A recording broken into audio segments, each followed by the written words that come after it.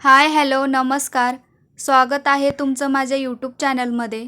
आज मी बनवणार आहे तुपातली मोकळी आणि मौसूद अशी साबुदाणा खिचडी. चला तर मग आपण रेसिपी बघूया. साबुदाणा खिचडी बनवण्यासाठी मी साबुदाणा एक 4 तास भिजत ठेवला होता किंवा मग तुम्ही रात्रभर सुद्धा भिजत ठेवू शकता.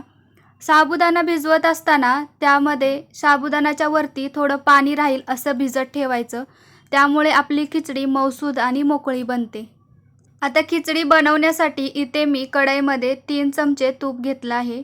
आता तूप व्यवस्थित गरम झाल्यानंतर यामध्ये मी हिरवी मिरचीचा ठेचा घालणार आहे. हिरवी मिरची मी मीठ टाकून मिक्सरला बारीक करून घेतली आहे. अशा प्रकारे ती आपल्याला व्यवस्थित फ्राय करून घ्यायची आहे.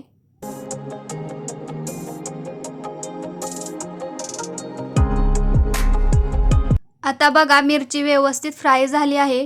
आता मी यामध्ये बटाटा घालणार आहे. खिचडीमध्ये बटाटा आम्हाला खूप आवडतो, त्यामुळे मी जरा जास्तच बटाटा घालणार आहे. इथे मी 3 बटाटे उकडून घेतले आहेत. उकडून घेतलेला बटाटा जर तुम्ही खिचडीमध्ये घातला ना अजून छान चव येते खिचडीला.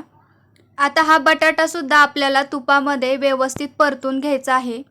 बटाटा परतत असताना यामध्ये थोडंसं मीठ टाकायचं, त्यामुळे बटाट्याला छान चव येते. आणि त्यानंतर 1, 2 ते 3 मिनटं याला झाकण लावून थोडंसं वाफवू द्यायचं.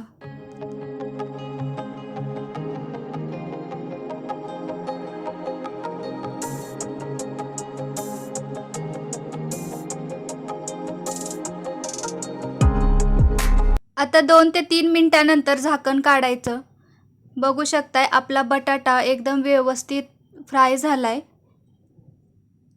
आता आपण यामध्ये जो साबुदाणा भिजवून घेतला होता तो यामध्ये घालायचा आहे.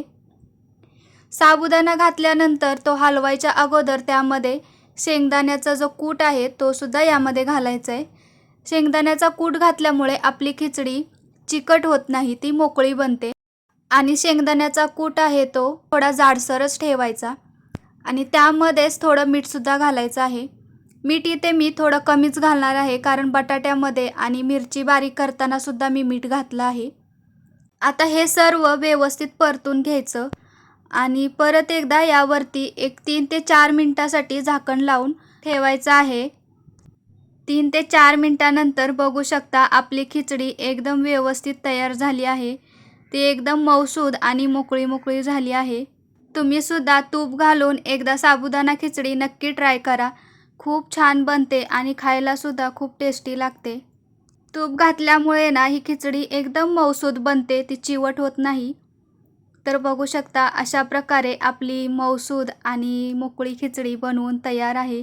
तुम्ही सुद्धा अशा प्रकारे साबुदाणा खिचडी नक्की ट्राय करा आणि व्हिडिओ आवडला असेल तर व्हिडिओला लाईक, शेअर आणि सबस्क्राईब करा.